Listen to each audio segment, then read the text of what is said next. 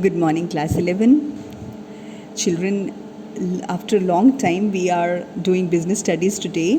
We have been pursuing accountancy every day. I have posted the lectures. I have uploaded the lectures for accountancy, financial statements in the channel. Please view. And I have been observing girls that many girls do not view the videos that have been sent. All this is being kept into record, children.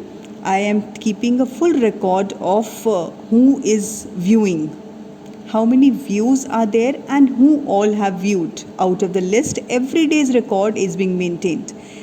Tanvi ma'am is helping me, and we are strongly keeping a full record, and that will be paid. Don't worry, that will be paid to you in your vivas. Children, I mentioned earlier also, unlike all other subjects, I have exempted you from making the projects. You have not been asked to make projects for either accountancy or business studies. With the view, with the thought that you will utilize your time in preparing for your theory subjects. And then the supervision is not very close. That is why I have ignored. That saves a lot of time, but that does not mean that you will ignore the lectures also. Children, the explanation of all the financial adjustments is very, very important. And for business studies too, all this that we are doing is going to be judged for your viva. If the projects have not been done, that does not mean that it is skipped.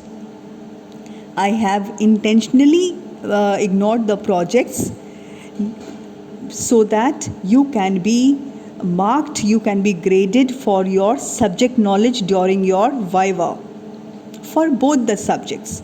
And viva is going to be 20 marks, 20 questions, and actually strict.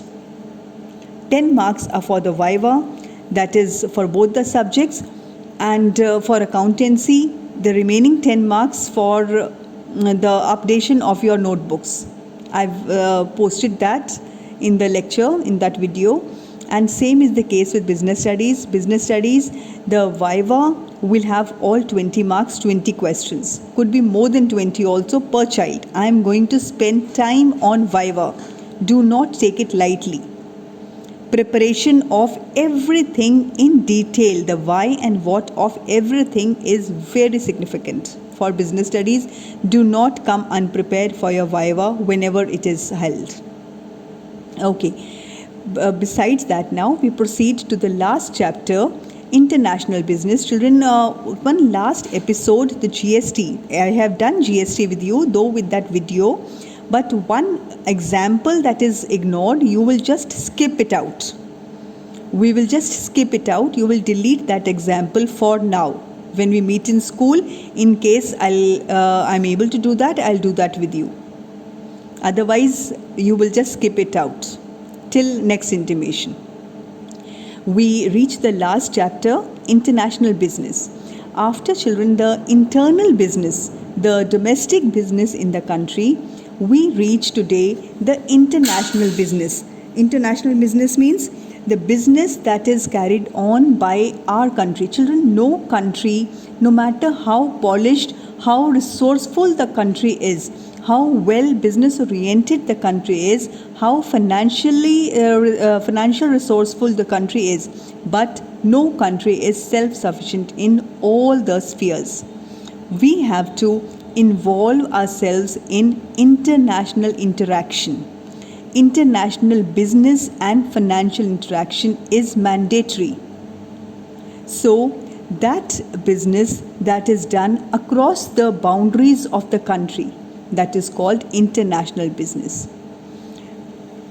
We slip to the nature of international business. These are some important points that help us to understand the international business.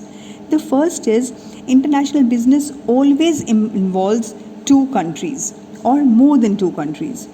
Two countries required to make international business meaningful and successful. International means it cannot be held only with one country and different parts of the country. International means across the boundaries of any one nation. The global interaction of business. Then many bases. The nature of business, very important factor for international business, or the reason for international business. There are many bases, many foundations, many reasons for carrying on international business. So there are many bases which help to make the business possible, like unequal distribution of natural resources. So on the basis of why do we help, why do we want, first thing I told you is for financial interaction internationally. Global financial interaction is required. That is why we need. Secondly, we need to interact internationally because no one place is sufficient with everything. There are some places on the earth which are rich in natural resources, some are rich in wild resources, some are rich in the flora and fauna, those type of resources, some economic resources. So no country is self-sufficient in all the areas. That is one big base for international business.